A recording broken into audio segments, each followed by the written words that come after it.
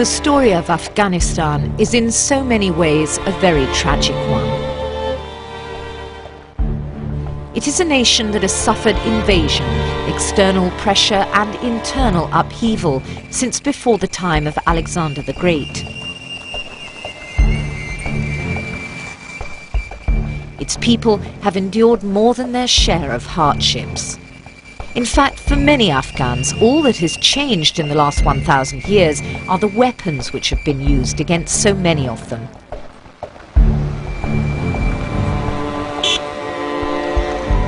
And among all the people that make up the Afghan nation, probably no other ethnic group has been subjected to the discrimination and violence suffered by the Shia Hazara community.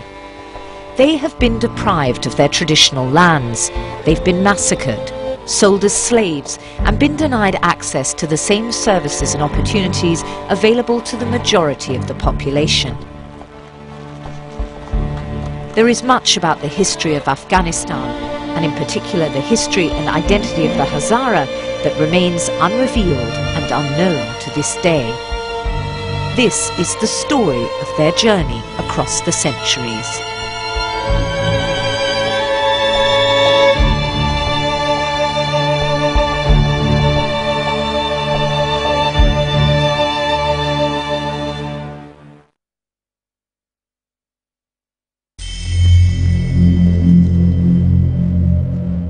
Historically, Afghanistan has been the link between Central Asia, the Middle East and the Indian subcontinent. And so it's a nation made up of many different ethnic groups, the result of innumerable invasions and migrations. Within its current borders, there are at least a dozen major ethnic groups, including Turkmen, Hazara, Pashtun, Tajik and Uzbek.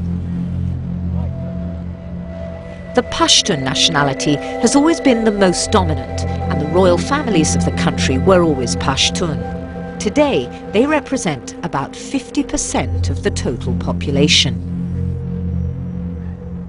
Islam was brought to Afghanistan during the 8th and 9th centuries by the Arabs. Prior to that, the nation had been ruled by various Persian, Greek and Central Asian empires. Following a subsequent breakdown in Arab rule, semi-independent states began to form.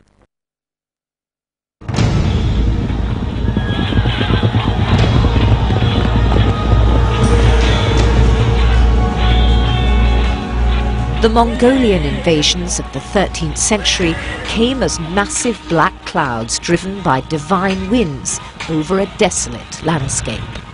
Local dynasties and states were overwhelmed and crushed by the mighty armies led by the legendary Genghis Khan and his successors. These ruthless conquerors were to remain in control of part or all of the country until the 1500s, despite much resistance and internal strife. Following the collapse of Mongol rule, Afghanistan found itself in a situation much like today, caught in the grip of great powers. Armies marched to and fro, devastating the land and murdering the people, laying siege to city after city and destroying whatever had been left by the invading armies.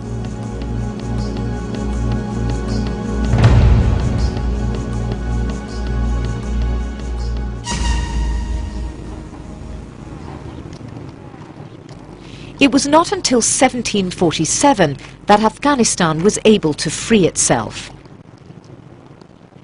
This was the year that Nadir Shah, an empire builder from Persia, died and left a vacuum in Central Asia. Ahmed Shah, a former Afghan bodyguard, took up his post. Ahmed Shah was a Pashtun, and his Pashtun clan was to rule Afghanistan in one form or another for the next 200 years. Ahmed Shah was able to unify the different Afghan tribes and went on to conquer considerable parts of what are today eastern Iran, Pakistan, northern India and Uzbekistan. His successors, though, proved unable to hold his vast empire together, and within 50 years much of it had been seized by rival regional powers. Within the country there were numerous bloody civil wars for the throne, and for many Afghans it meant little that their lives were now being uprooted and destroyed by their own people as opposed to foreign invaders. At the beginning of the 19th century, Afghanistan's internal affairs became dramatically aggravated by the increasing intervention of two new foreign powers, the British Empire and Tsarist Russia. These two great powers were engaged in a race for Afghanistan. Their seizures of land, the overthrow of indigenous nations, and their reckless interference in the affairs of the remaining independent states in the region became known as the Great Game. For Afghans, the consequences were devastating. The arrival of European imperialism into the region simply accelerated and made more deadly the wars, poverty, and destruction that had already racked the region. The Pashtun kings reigned over the country until 1973, when a republic was declared. But this new political regime also failed to meet the fundamental needs and aspirations of the people. The Soviet invasion of Afghanistan in 1979 marked the beginning of 25 years of suffering and continual strife that transformed the country into a desolate land once again. The rich cultural heritage of this country also began to disappear gradually, as did the Afghan people's hopes of recovering some sort of life, a decent income, and a reasonably secure existence.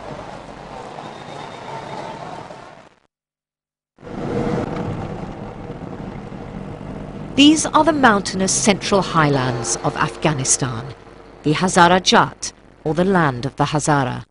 And just like these imposing landscapes, the history of the Hazara people is shrouded in mystery.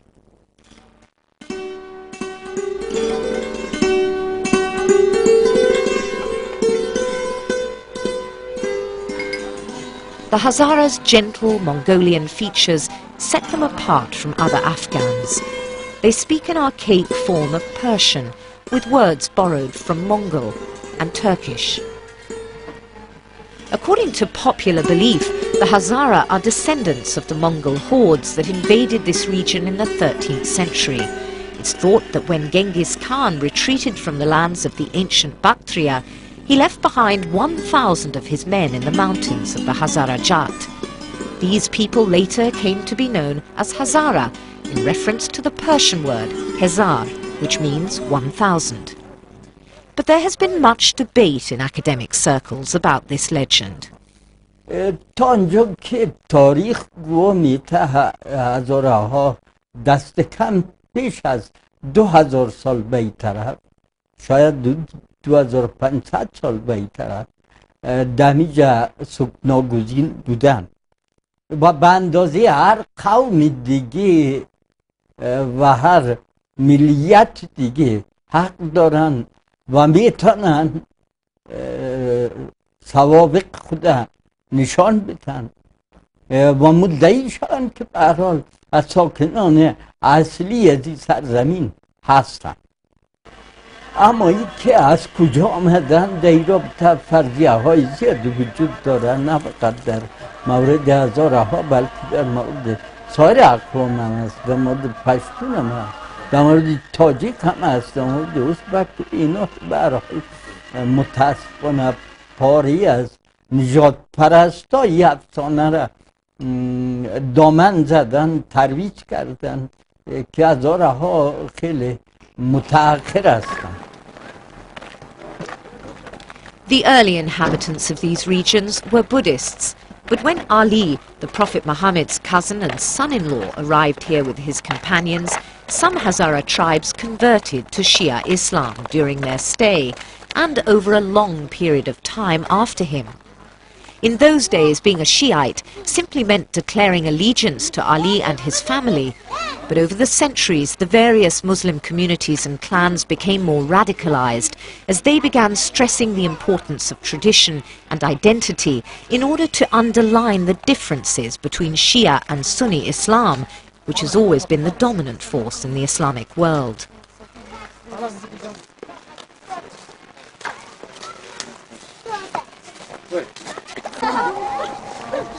Until their land was captured by the Pashtuns in the 1880s, the Hazara placed women on an equal footing with men. The social position of women was such that they were consulted on family decisions and might even ride to war with the men. This, of course, is not at all what one encounters in rural Afghan society today. Over the centuries, successive invasions forced the Hazara to retreat deeper into the mountainous regions of the Hazara Jat. In these inhospitable lands, they managed just about to scrape a living. They cultivated the land and made utensils in wood and metal. They became expert ironmongers and manufactured swords and shields, but they also produced spades for working the land. They remained independent of non-Hazara ethnic control until 1892. But the Afghan ruler Abdul Rahman put an end to all of that.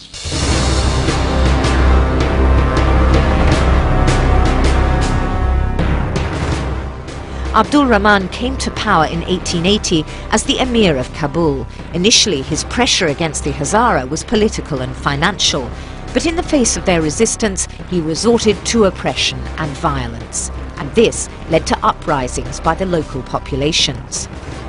Abdul Rahman defeated the Hazara tribes one by one. He occupied the entire Hazara Jat and incorporated it into the Afghan state in 1893. He replaced local leaders with Pashtun administrators who set up a system of exorbitant taxes. His troops assaulted Hazara women, organized the pillaging of homes, the enslavement of children. By sending Sunni clerics to every village in Hazara Jat, Abdul Rahman forced the Shiite Hazara to attend Sunni mosques and to abandon Shiism.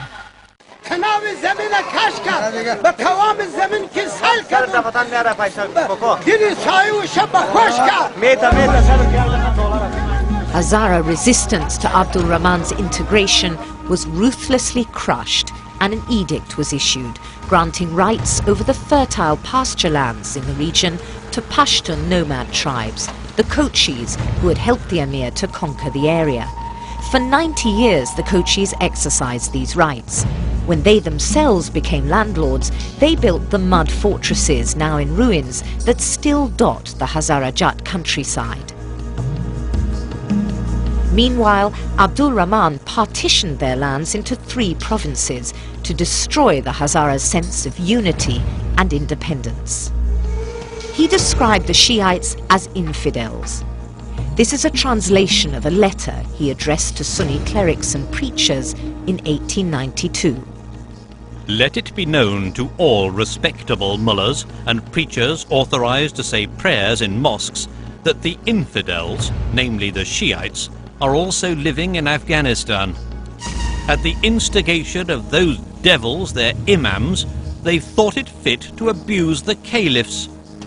If their infidelity is due to their ignorance, they ought to grasp the true facts of a true religion. But if they persist in their false faith, they should all be put to death and their property confiscated in accordance with the divine doctrine and the precepts of the Prophet. This was the beginning of a century of bloody persecution. ساختارهای زندگی را دوجه از بین بردن، چون فکر گفتم هیچ حدود 62% از مردم هزاره پس از این حمله مهاجر شدن. در این زمان فروش هزاره ها رسما رواج داشت.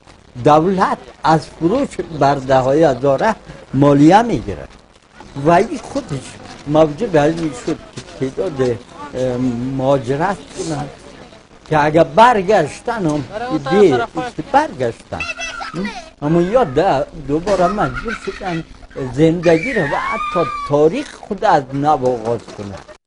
یک گسستگی آمد، یک تفرقه تاریخی آمد و وضع کنونی مردم هزاره دقیقا مولود و محصول از همین فروپاشی. میشه این به زیر عنوان فروپاشی یاد کرد. یک جامعه انسانی از هم پاشید. The kings who succeeded Abdul Rahman did not subject the Hazara to such cruelty. At one point during his reign, Habibullah Khan, the elder son of Abdul Rahman, addressed a letter to the Hazara acknowledging the atrocities committed by his father against them. In this letter, which has been kept by a Hazara family through generations, he asks them to return to the lands that have been confiscated and illegally granted to the Kochis, the very people who had helped his father in brutally suppressing them. But the Hazaras still felt like strangers in their own lands, although their feuds with warlords in the region were in no way comparable to the ethnic massacres of the past. They lived a precarious existence, and yet gradually began building a new economy on a small scale. But their terrible ordeal would not be over yet.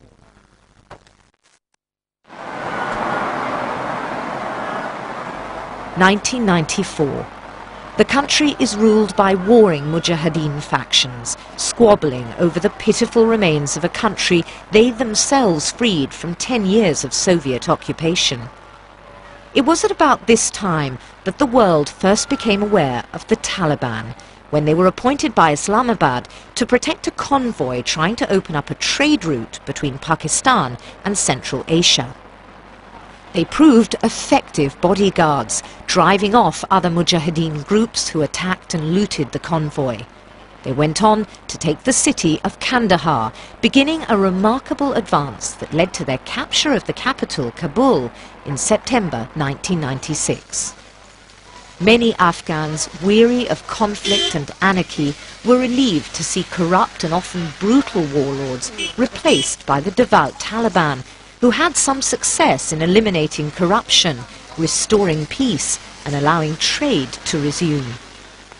But unfortunately for the Afghan people, their rule marked the beginning of one of the darkest and most tragic periods of recent Afghan history. The Taliban, under the direction of the shadowy and secretive Mullah Muhammad Omar, instituted a reign of terror through the highly strict interpretation of Islamic law, or Sharia. For the Hazara, history was repeating itself, and a new tragic chapter would echo the horror of the reign of King Abdul Rahman.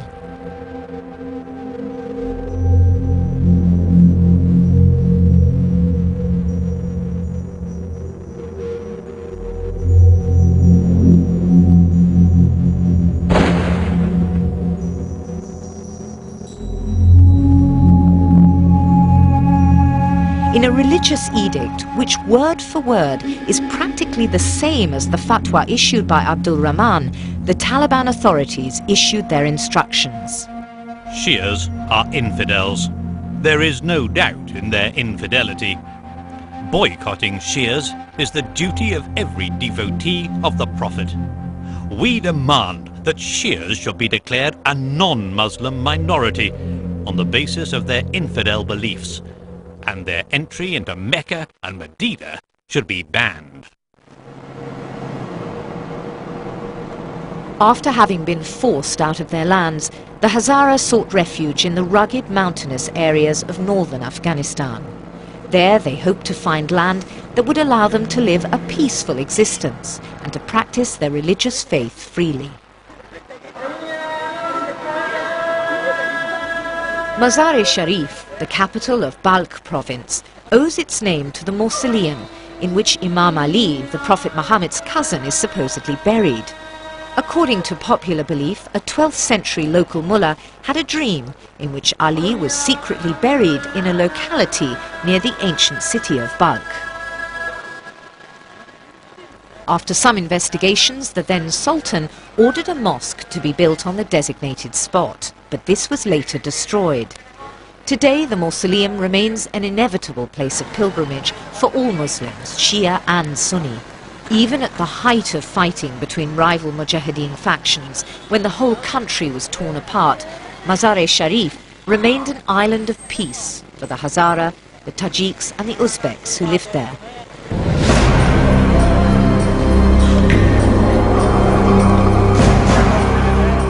But in 1997, when the Taliban were preparing to take the city, the local population took drastic action. Over 2,000 Taliban were killed in the ensuing violence. Things didn't end there, though.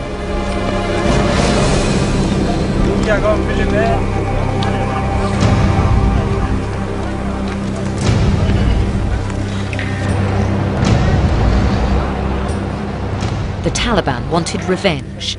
In a concerted attack in August 1998, they savagely slaughtered the mostly Hazara population during a 6-day frenzy that cost the lives of thousands of civilians.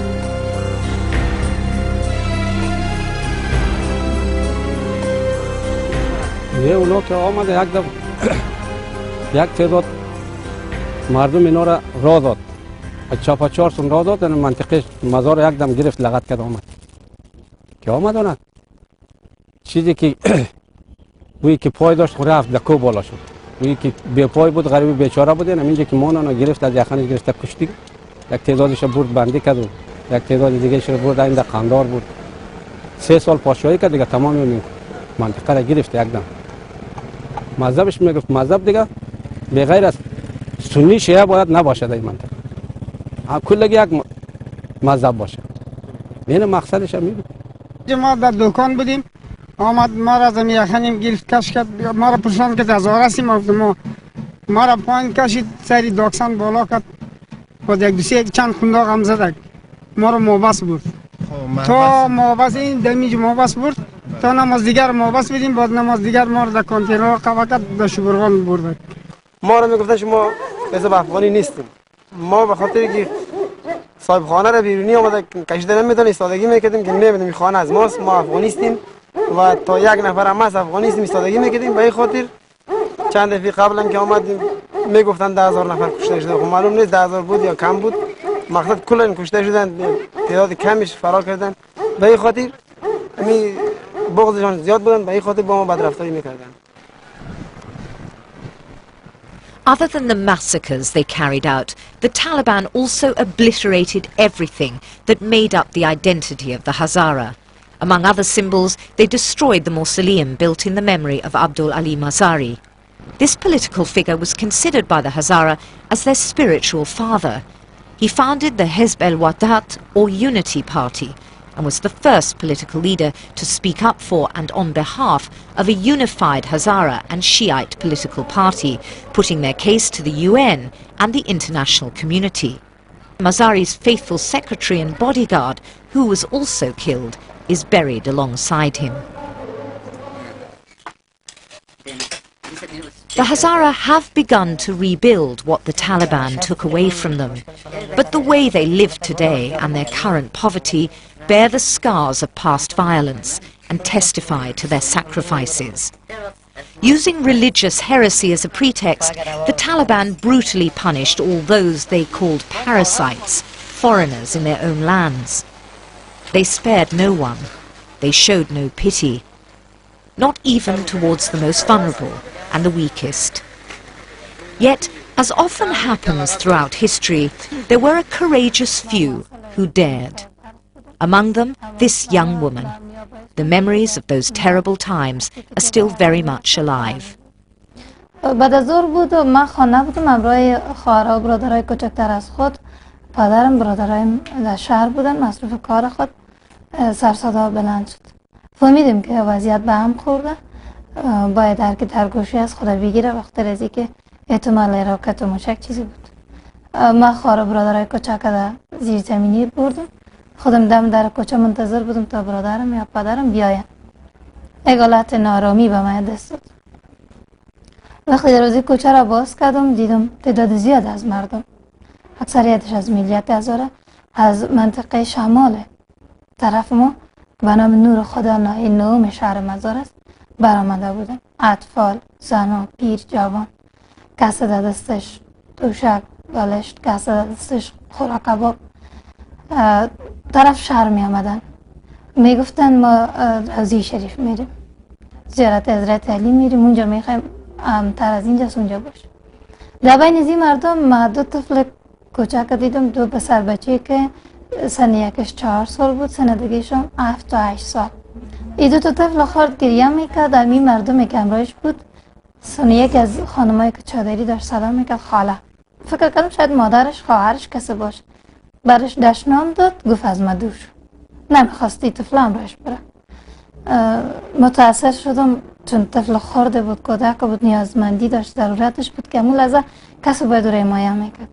صدا کردم برش، گفتم بیا طرف ما. اردیشونه و دهلیز خانه بردم. بعد از گفتم که در زیر زمینی برین چون وضعیت خوب نیست. صدا بلندتر شد. مادرم گفت که بدم روی خود نگاه نکنم طفل را. از ملت هزاره هستن همیگه میفهمید که طالبا اگر بیاین اولین بار با می مردم هر برخورده که میکنم با می نمیکنم. برشون گفتم فرق نمیکنه. قرار باشه اگر ما بمیریم، اگر خداوند خواسته باشه این دو طفل خرد باعث میشه شاید ما از بین بریم. اما اگر زنده هم بانیم شاید این دو طفل خرد، حالا اینا چی گناه دارن؟ وقت صبح شد برش نان دادم. یک دو ساعت گذشت گفت نه ما را خانه ببرین، مادرم جگر خون میشه. یک برادرم از خودم خورد است.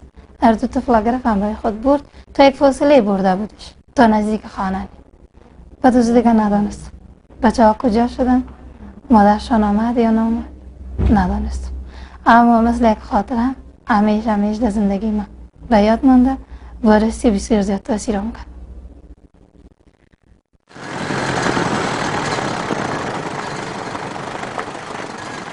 Now that Mazar-e-Sharif had fallen, there was one last obstacle to complete Taliban rule over the whole of Afghanistan and to establish their supremacy.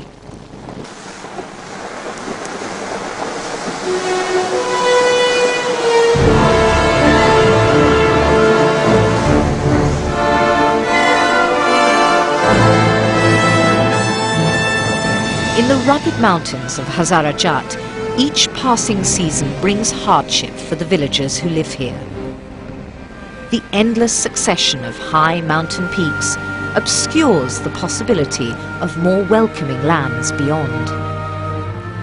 Yet, when least expected, the road suddenly opens up and gives way to a 2,000-year-old site, a treasure trove of history and architecture.